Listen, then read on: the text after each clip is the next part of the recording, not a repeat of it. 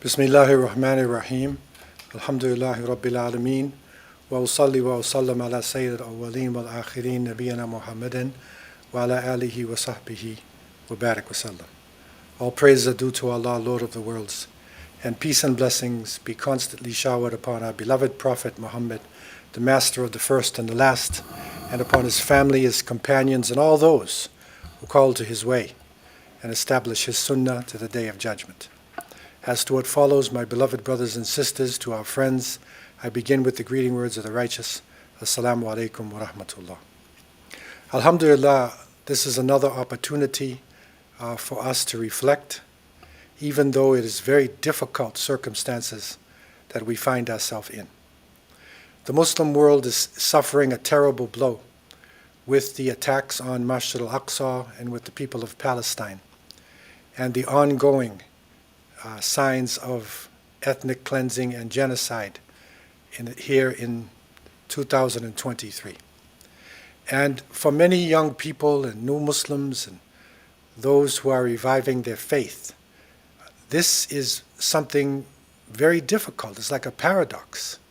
How could people who stand for freedom and justice and equality and have constitutions and claim to be civilized allow genocide to happen right in front of them? How can people give way to their emotions, their anger, their thirst for revenge, and forget about all the rules and conventions of war? This is the unfortunate state of human beings. And right from the beginning of time, Allah subhanahu wa ta'ala revealed to us in the Quran that the angels themselves, when Adam was created, that the angels actually asked Allah, are you going to create a being who will cause corruption and he will shed blood? So fasad and the shedding of blood. And the angels, having intelligence and having interacted somewhat with Adam and being afraid of what could possibly happen, they humbly questioned Allah subhanahu wa ta'ala. And Allah told them, Inni a'lamu ma la ta'lamun. I know what you don't know. And so the angels submitted to this, that even though this creature had this leaning towards going for corruption, a leaning towards revenge and for killing, there was something in this being that is worthy. And Allah Azza wa Jal breathed His ruh, breathed something from His spirit, or breathed the ruh into Adam alayhi salam. So Adam had something that the angels did not have. Yes, Adam and his descendants could go to the lowest level, but they could also go to the highest level. They could also be the ones who defended the earth, who stopped violence, who brought peace, who brought justice. They could actually do this on this planet where most of the creatures are following their carnal desires. They want to eat insects and birds and predators, and they're trying to survive. And however Allah has allowed them to survive, they will do that. And so people had something else. And right from the beginning, Allah subhanahu taught Adam the names of everything. So Adam was a scholar. So one of the important aspects of being Adami, being truly like Adam, is knowledge. That distinguishes the true human being, and that's beneficial knowledge, that distinguishes the true human being from the animal, from the one who gives way to his carnal desires. And so Adam had this quality and was given a type of superiority on the earth and allowed to spread. But the shaitan, wal-iyadhu billah, who was jinni and was doing good and who submitted and who prayed everywhere on earth, would not submit to Adam, because he felt that Adam, being created from clay, he's a lazy creature. He doesn't have high intelligence. And he refused to submit, and Allah then casted him out. But gave the shaitan, wa'iyadhu billah, the permission or the ability to cause confusion. And so the shaitan said, I will come in front of them, in back of them, above them, around. I will make them change the creation of Allah. They will change His creation. I'll make them do that. And they will submit to me. Those who are weak-minded, those who are carnal-minded would submit. And from the beginning of time, of the human beings on earth, there has been this struggle between truth and falsehood. There has been the struggle between those creations, those children of Adam who submit to Allah, who try to control their desires. You can't kill your desires. We all have a survival instinct.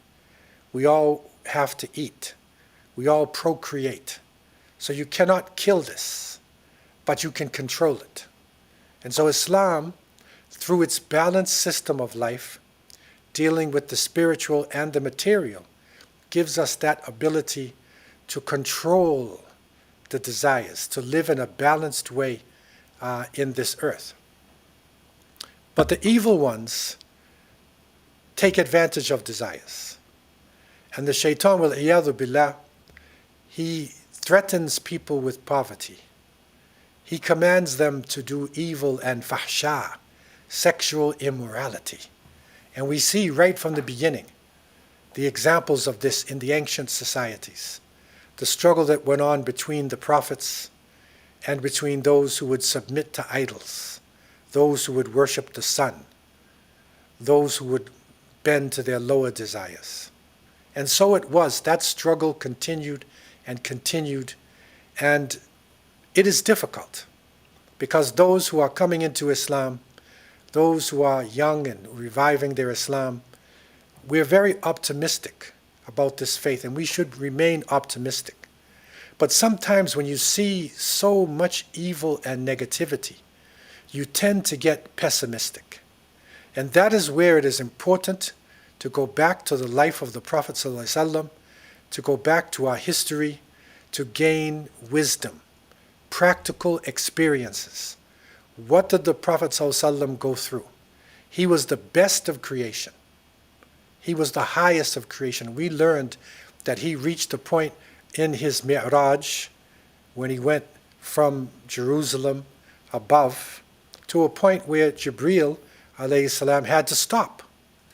So he was the highest of creation, the most beloved by Allah subhanahu wa ta'ala.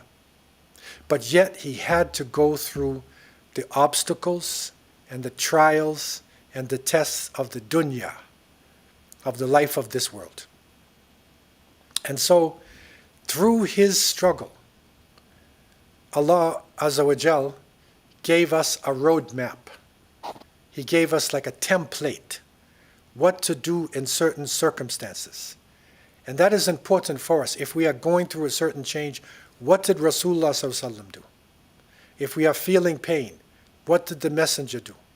If we are joyous, what did the Messenger do? If we got wealth, a lot of wealth, what did the Messenger do?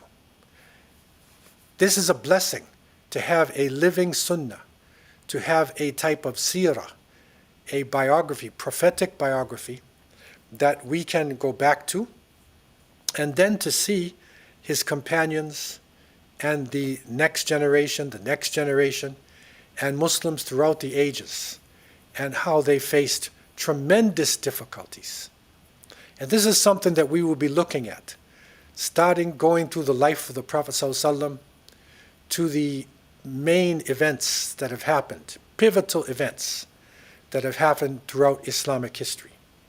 And going into some of these events, we remember in 1258, when the Mongols, came down, a horde of Mongols from the north, and they sacked Baghdad. They killed millions of people, 3 million people were put to the sword. The gem of the Muslim world, the most beautiful city on earth, was put to flames. And those who had to write about it, like Ibn al-Athir radiallahu an, or rahimahullah, he said, I wish I was never born. I wish my mother never gave birth to me, so I would not have to be the one who writes about this. They thought it was Qiyamah. They thought that the Mongols was Ya'juj and Ma'juj, was Gog and Magog, because they had never witnessed anything like this, slaughter something like this. But they continued on, and eventually the Mongols were stopped. Many of them embraced Islam. They became champions of Islam to a certain extent. That is because of the patience of the Ummah. That is because the overriding will of Allah subhanahu wa ta'ala. And so we, in the circumstances that we are in, especially here in the Western world, feeling a type of helplessness, making dua and trying our best to support the innocents, to call for ceasefire, to protect human beings. We are in this very difficult situation. But the way of the Prophet ﷺ is to do the best that he possibly could in the circumstances, and at the same time project. Keep the greater picture. Keep that in mind, and then we won't fall into despair. And so in the life of Prophet Muhammad ﷺ, we have witnessed the fact that his followers were insulted, they were tortured, they were driven out of their homes. The Prophet, peace be upon him, himself suffered tremendous torture. They were forced to migrate, to leave their beloved Mecca, and to go to a land in the north called Yathrib, which is high in a mountainous area. And Yathrib is cold. In the wintertime in Yathrib, sometimes you have to wear woolen clothing. It's terrible heat in the summer, but it's terrible cold. Mecca does not get like this. Mecca is warm all year round, along with its tremendous heat. So they had to go to Medina. And when they reached Yathrib, a fever struck them. It was a terrible fever that was known in this city, because if you go from heights of heat to cold, you get sick. In the same way, people in the north, what's happening to us here in the north is that it's getting colder, but we see the sun and we think it's warm. And so we don't dress right. And we end up getting the flu. And of course, the pharmaceutical corporations say, no, that's COVID.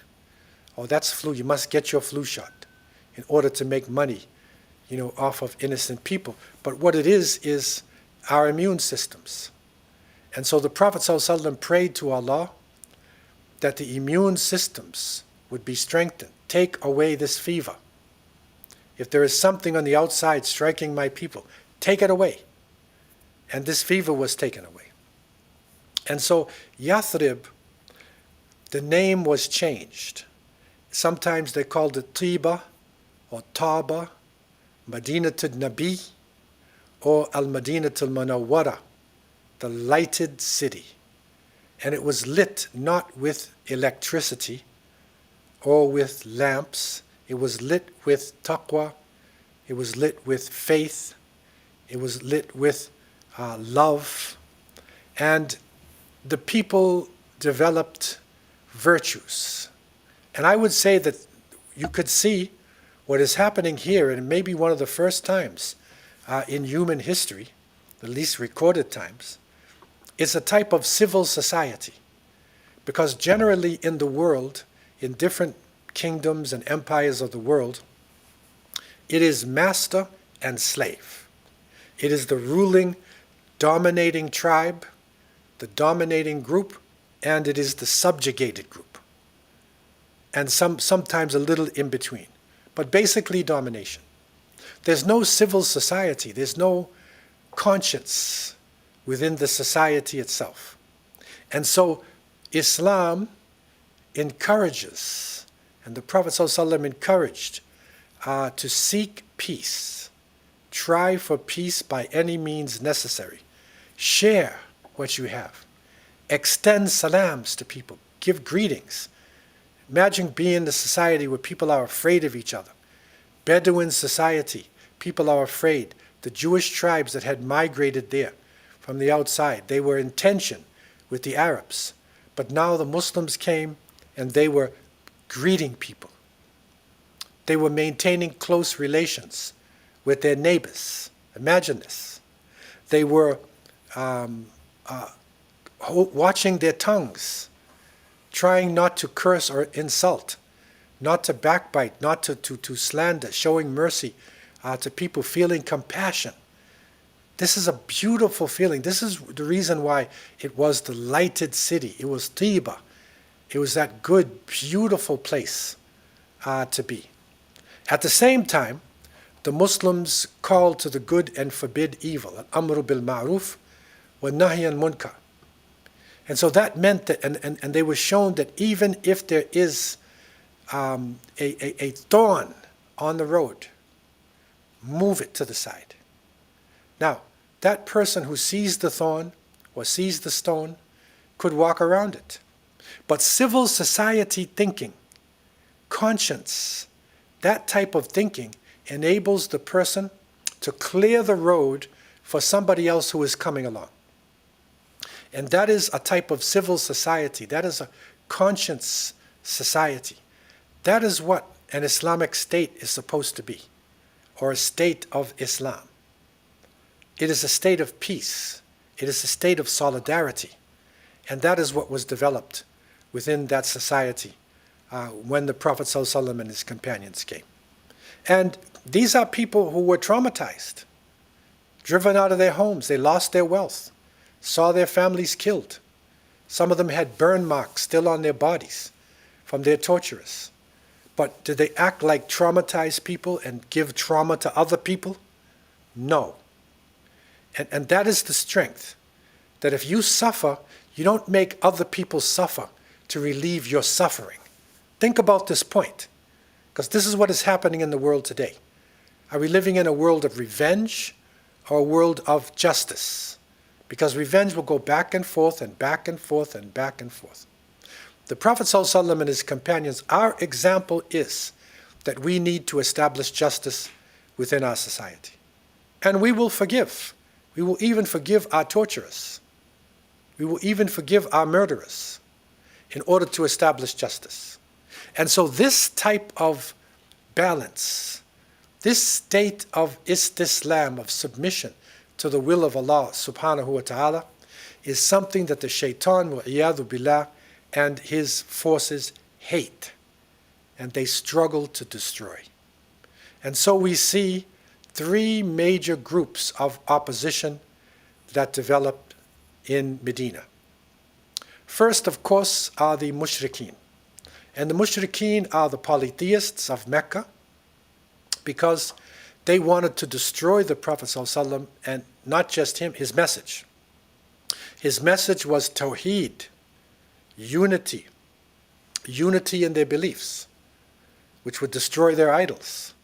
But it was unity of people, which meant that Arab, non-Arab would be treated equally. That light skin, dark skin would be treated equally. That women, men treated equally.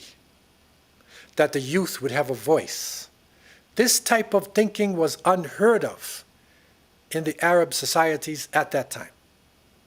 And so for the Meccans who housed the idols in the Kaaba, it became like a metropolis, a place where idol worshippers, Arabs from traditional society from around the peninsula, Arabian Peninsula, would come to Mecca in order to worship their idols, to seek a type of blessing, and then to do business.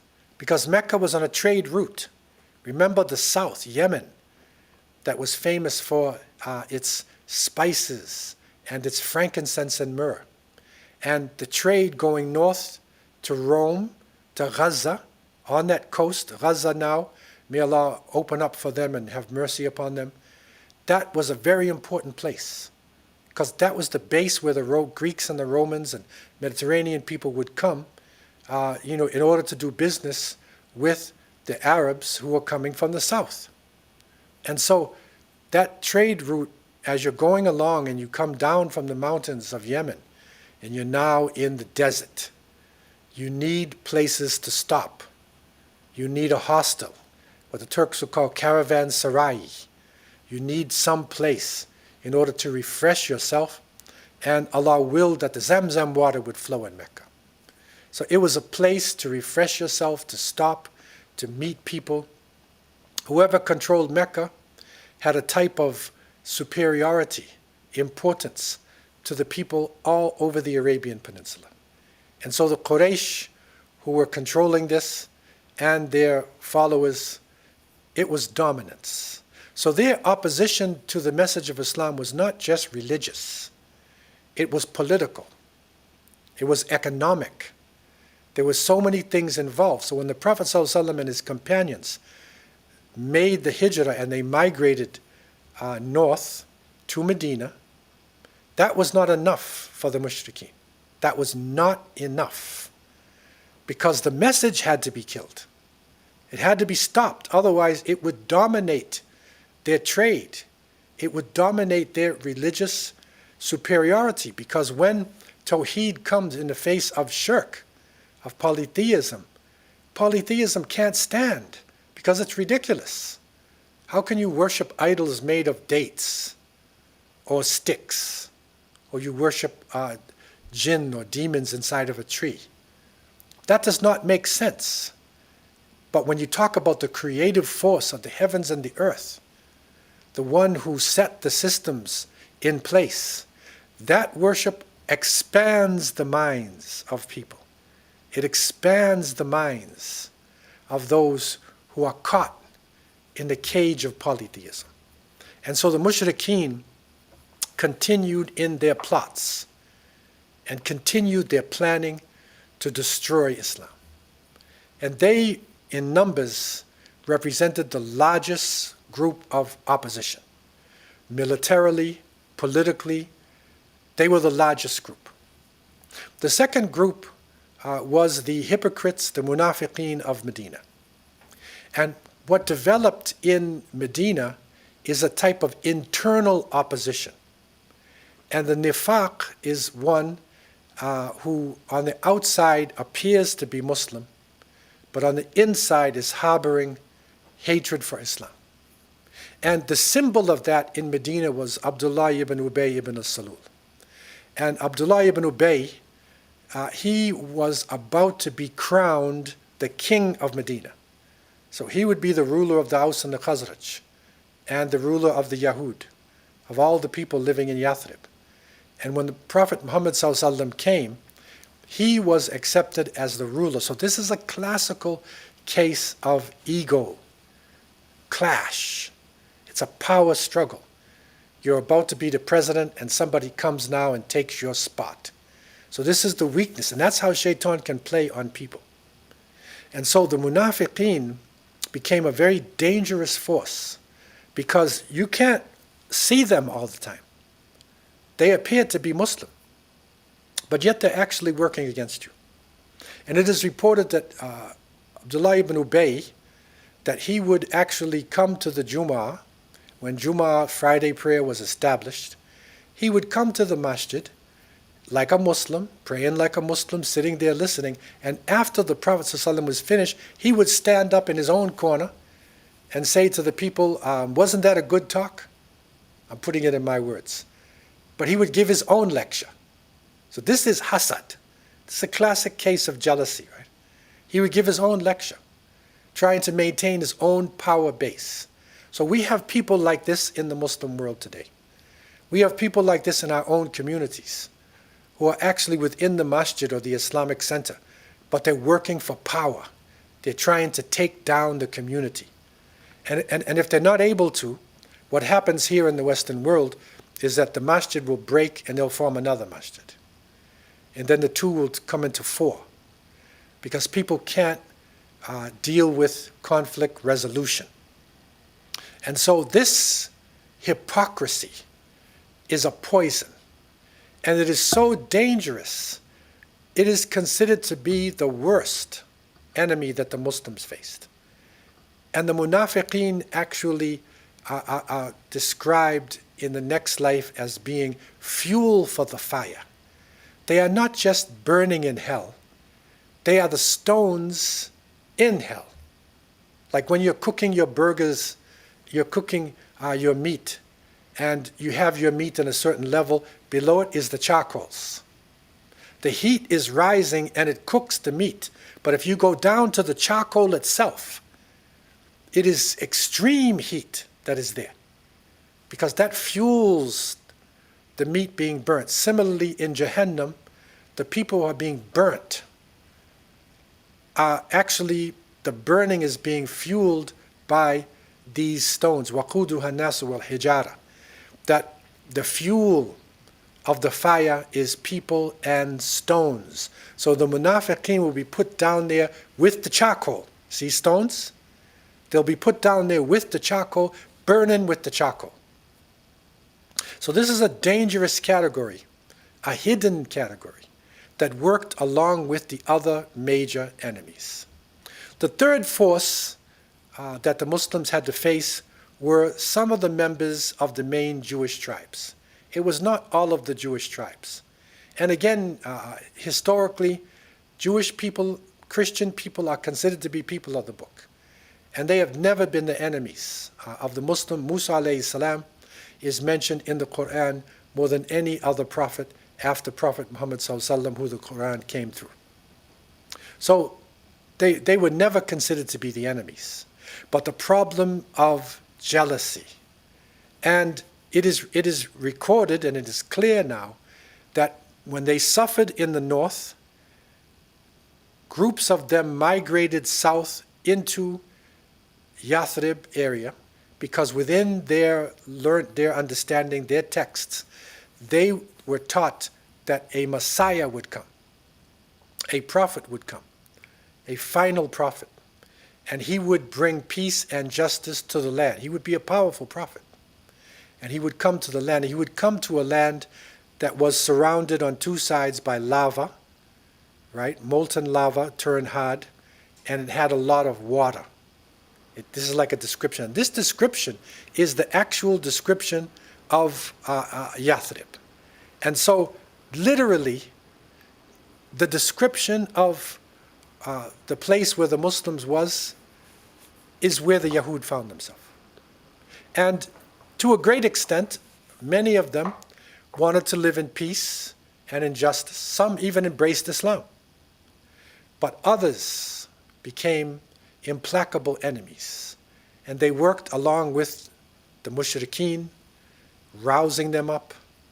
They worked along with the munafiqeen and formed this opposition. And so even though the Muslims were bringing peace, giving salams, extending greetings, clearing the streets, spreading love, trying to unite, the Prophet ﷺ even did a type of constitution where legally he gave rights to the Yahud and to the other non-Muslims who lived in Medina, as long as they would live in civil society, as long as they would accept the leadership of the Prophet and they would live in peace. They would have their areas, they would have their business, they would have their lives, and they would live in peace.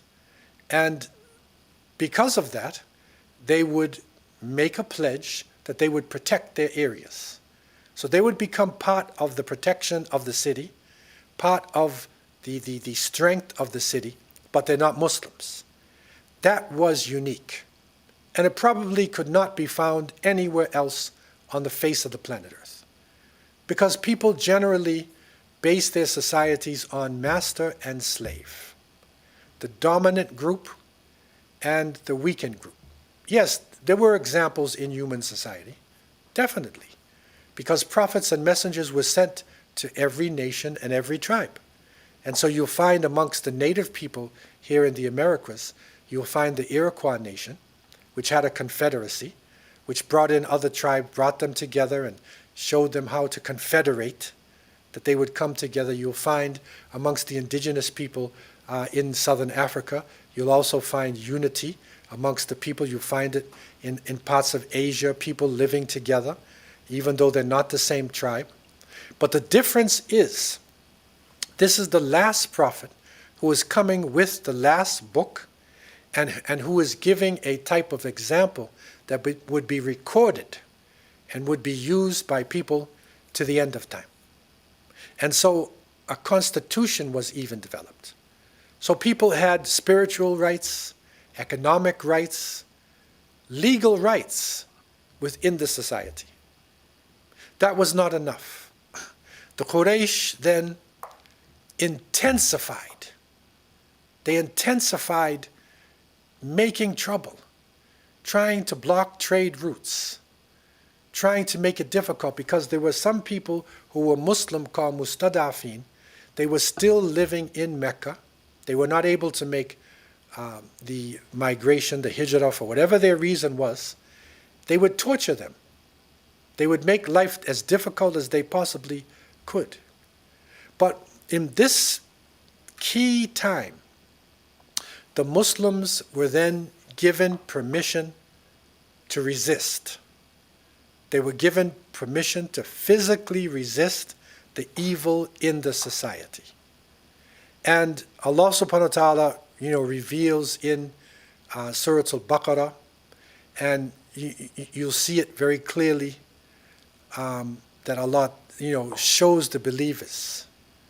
Fight those people. You can struggle against those people who struggle against you.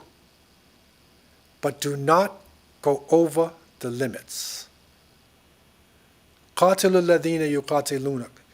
Fight them. Don't go over the limits. إِنَّ اللَّهَ لَا يُحِبُّ الْمُعْتَدِينَ.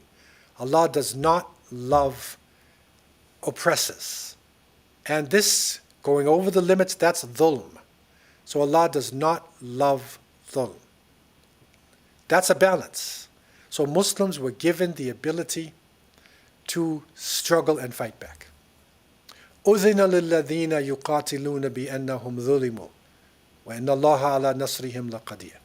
We find in Surah Al-Hajj that Allah said, permission has been given to those who have been oppressed, and surely Allah can give them victory.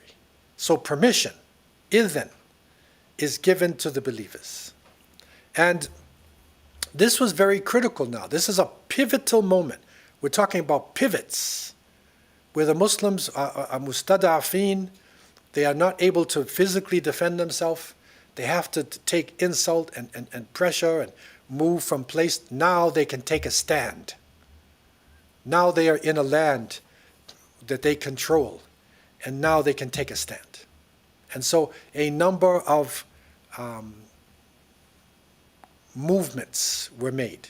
And we found patrols were sent out, 8 patrols. Hamza ibn Abdul Muttalib, radiallahu anh, he was sent to Sayf al-Bahr. And there, he was about to confront, some of the mushrikeen who were causing hostilities, but the local people stood in, and it was neutralized. Other groups were sent at different times. So the Muslims were now showing that we will make a stand. We will make a stand.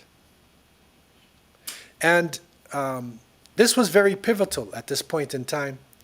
And it changed the relationship that the believers had with the opposition groups that were around them. And Allah subhanahu wa ta'ala revealed in Surah Al-Baqarah that, we see your face looking in the sky. فَلَنُوَلِّيَنَّكَ قِبْلَةً تَرْضَاهَا. We will give you a qibla that you will be pleased with. فَوَلُّوا وُجُوهَكُمْ شَطْرَ الْمَسْجِدِ الْحَرَامِ.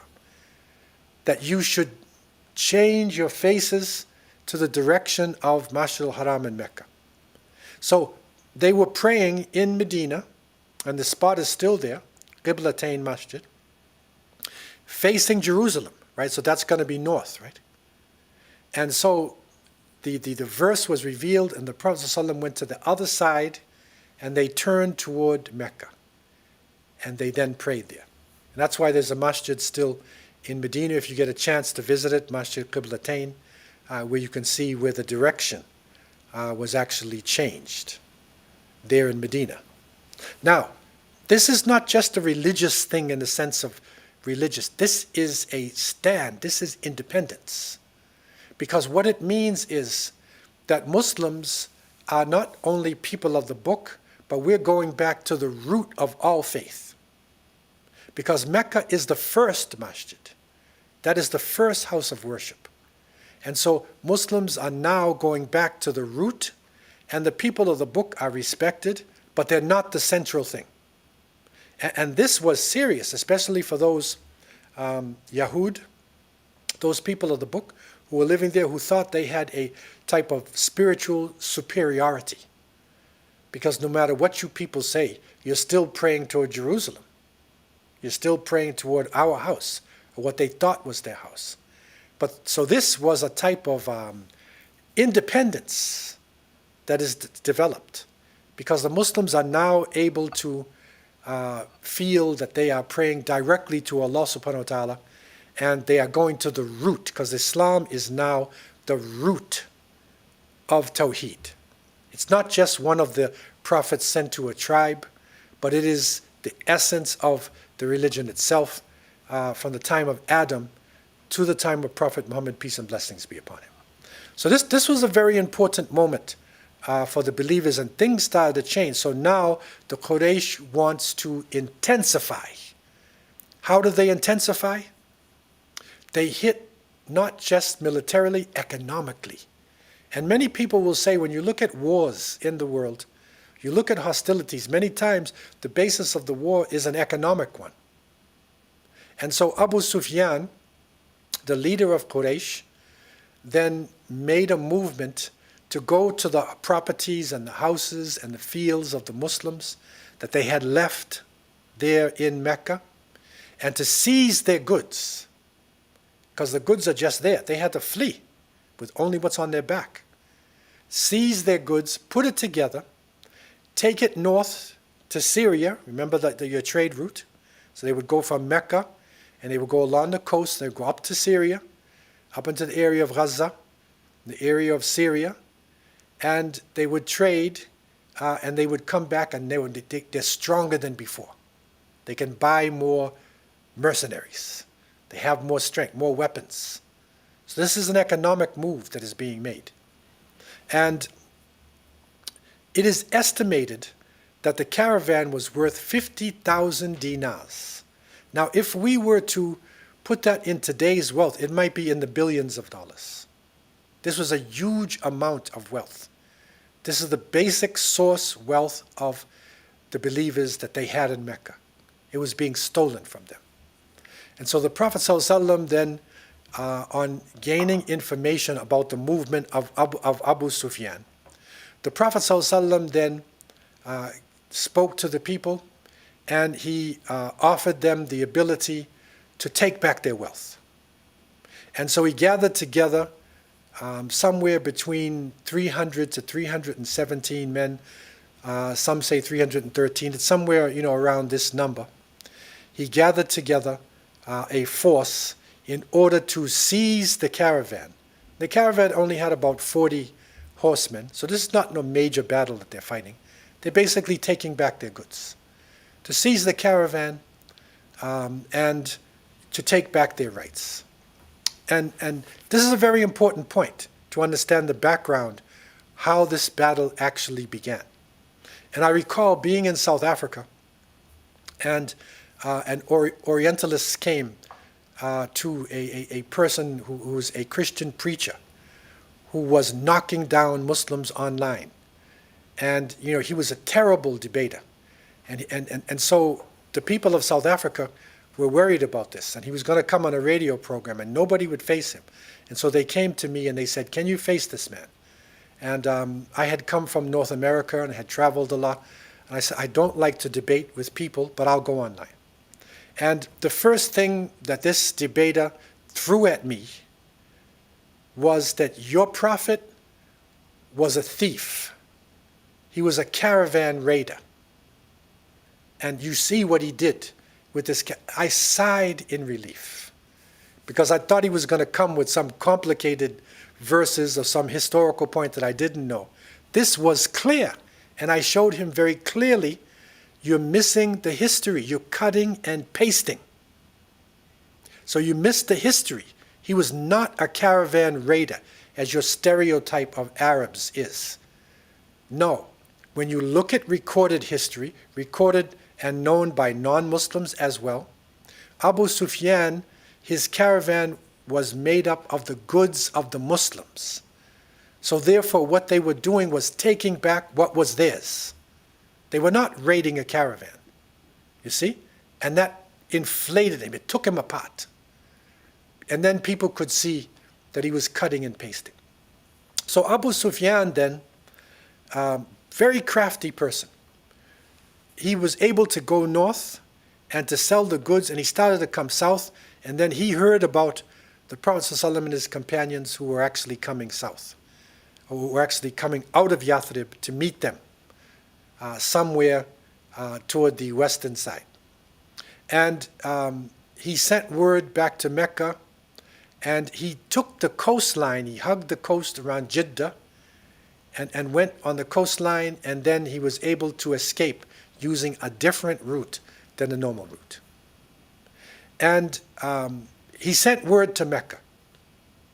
And he sent this rider named Damdam ibn Amr al-Ghifari, and he rode into Mecca, and it is reported that he did a type of theatrical type of thing in order to get people's attention. They didn't have internet, they didn't have things we have today. He rode into Mecca, into the central square, and he took his camera and cut off its nose and its ears, and he ripped his shirt open, and he started to scream at the top of his voice. He said, "Your caravan, your people are in danger. Help us. Help us." This was probably the most drastic call within Arab society that you could make.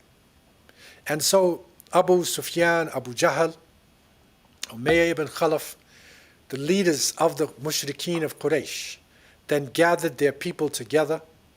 They contacted other Arab tribes, and they prepared an army to go forward to the north. And they put together a huge army.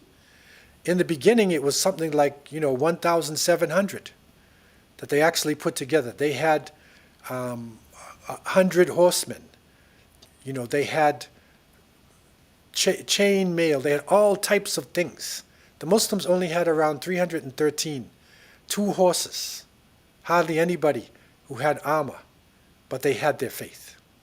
And so the Quraysh started making their way north. Picture this. But Abu Sufyan, being very wise and hearing that the Prophet was going to meet them, he said, "It's okay. Let us choose our own time for battle. You can go back." But Abu Jahl, the evil leader of the Quraysh, said no, that was not enough. He encouraged the people to go forward anyway. 700 of their people actually left, so they turned out to be around 1,000, but that's still 3 to 1. And having 100 horses and all the advantages that they had, they started to head north, and Abu Sufyan, then he was able to escape. And so they met at a place which is in between. If you're in the road going from Jeddah and Mecca and then going to Medina, you'll pass a place of Badr. And so this is somewhere in between, is where they met. And the Prophet ﷺ realized now, he had his own spies that are out there. And the people brought him information that it was no longer Abu Sufyan. This was now the Quraysh, the armies of Quraysh, a huge force. And so the Prophet ﷺ then turned to the companions. This is important leadership. Again, he's given us an example. What do you do in crisis? Shura, mutual consultation, he took with his companions. Mutual consultation. And he put it to them. You were only going for the caravan. Now it's life and death. Are you with me? And they responded to him, the Muhajirin and the Ansar. And they basically said, we will follow you to the ends of the earth. We are with you. And so the Prophet ﷺ, very happy about this and thankful to Allah subhanahu wa ta'ala, then started to go forward and sent out his own spies, and it now becomes a tactical thing.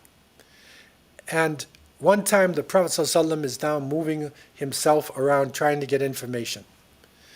And the Bedouins come and they said to the Prophet ﷺ, where are you from?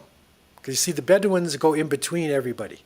They'll spy for Mecca, they'll spy for the Muslims in order to get money, like mercenaries.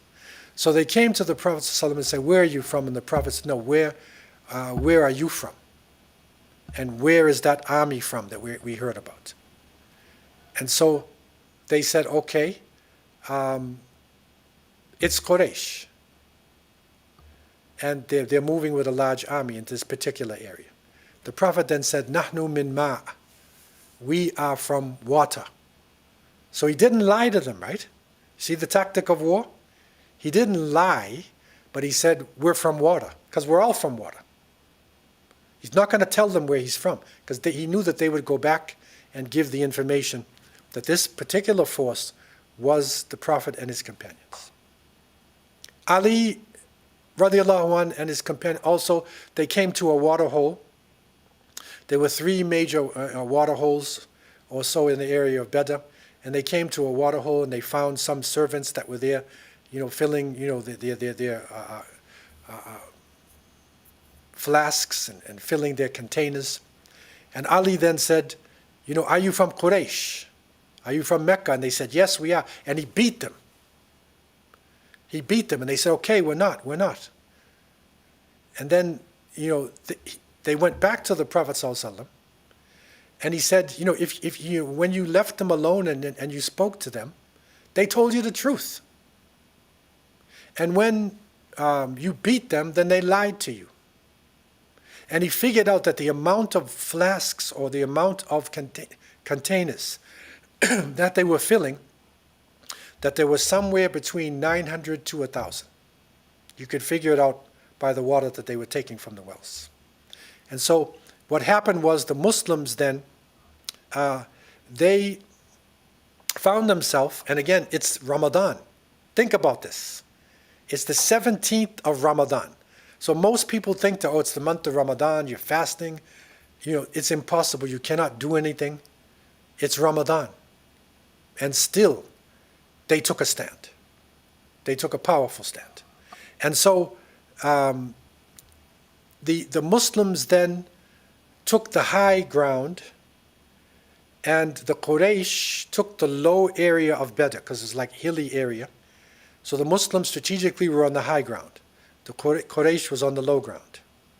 And by the will of Allah subhanahu wa ta'ala, that night, before the confrontation, the rain came. And it rained lightly on the north, on the hill, and it rained heavily below. So what that did was, when light rain hits sand, it turns into like cement. It turns hard. But when heavy rain hits it, it turns into mud. And so Allah Azza wa Jal was now moving things right from the beginning. And when they came out, the Prophet ﷺ then lined his companions up, and they stood in a line, bunyanan marsus. This was a different kind of strategy for the Arabs, right, to be shoulder to shoulder. And when the Quraysh sent one of their riders to ride around at top speed and to look at them, he came back and he said, these people, they want to die. If I were you, I would go back. But Abu Jahl said, no, we outnumber them. We're going to go forward. And in order to start the hostilities in one of their traditional ways, Utbah ibn Rabi'ah, his brother Shayba, and then his son Walid, then came forward and said, we challenge you to a duel. The Ansars, who were the helpers, they said, we will send 3 of our people. But when they sent their people, the Quraysh said, no, we don't want you. We have nothing with you. We want people from Mecca.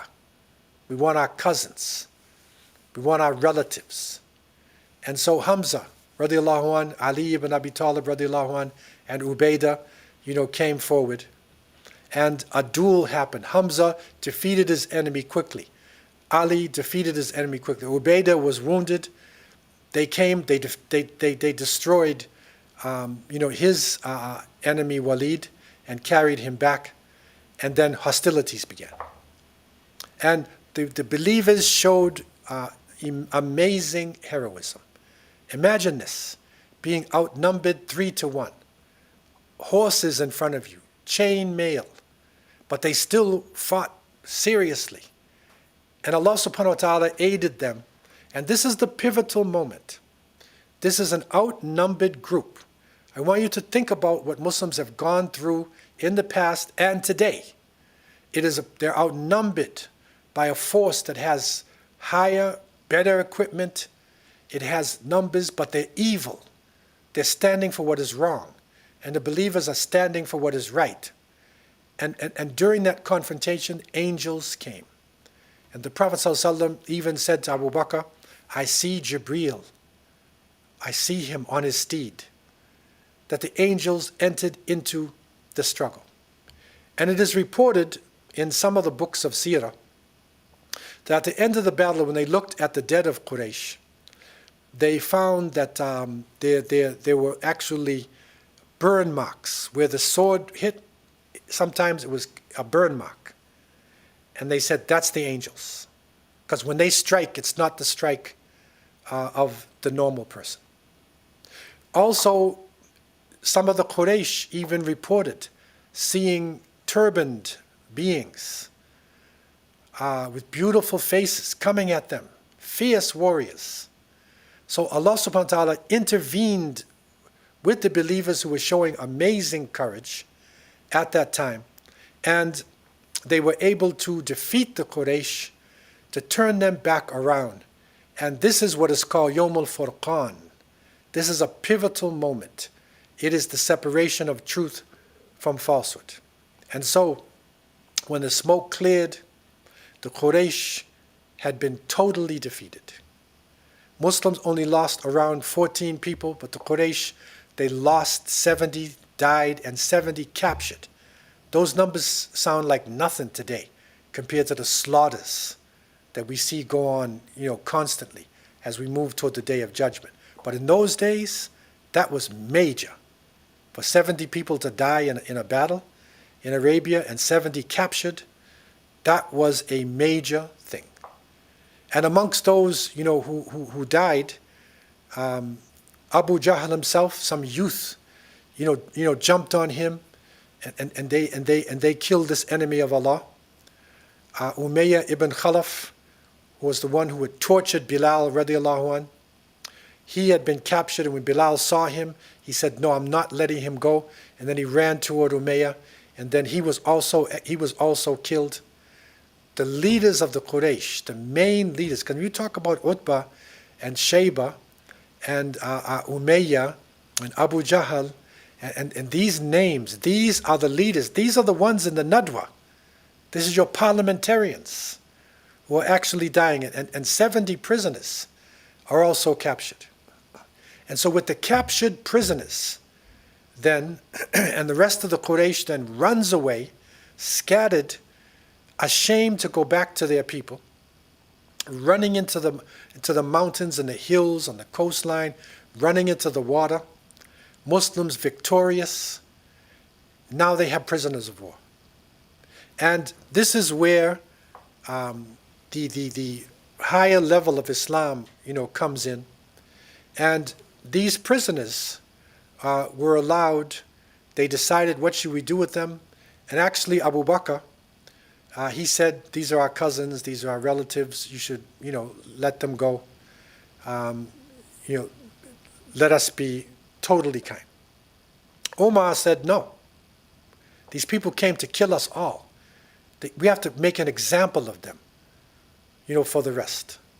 And so it was decided that they would allow the Quraysh to now pay ransom.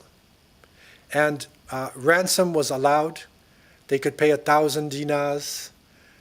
Even they would allow them to teach people. If you didn't have money, you could actually get a group of youth and you could teach them how to read and write.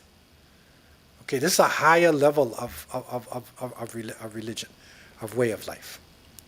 But later on, it was found that Umar was right. Because It was a pivotal situation, and Muslims had to show complete strength. Now, one of the issues that happens in this particular battle, one of the issues that comes out of this is the spoils of war, the anfal. And this is because the Quraysh left, they had all this armor, they had horses, they had all types of things. This was now taken by the Muslims, because Abu Jahl, what he wanted to do was stay in Badr and have a party. Sacrifice animals, party and dance, dancing girls, get everything, enjoy yourself, punish some Muslims and go back. That's what he thought he was going to do. So the Muslims got this wealth, and they were struggling as to who controls the wealth. Is it the ones who actually picked it up? Is it those who protected the Prophet ﷺ and would not leave him? And so it was decided, it would be evenly decided, 1/5 would go to the Prophet, peace be upon him, and the rest of it would be given equally amongst the believers. And of course, when the Prophet ﷺ got his, he distributes, and he takes care of the poor and the needy in Yathrib and wherever he possibly could.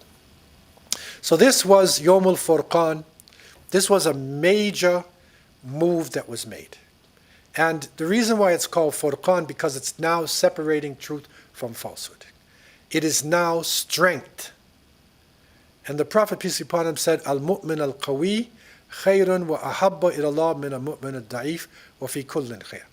He said the strong believer is better and more beloved to Allah than the weak believer, but there's good in both.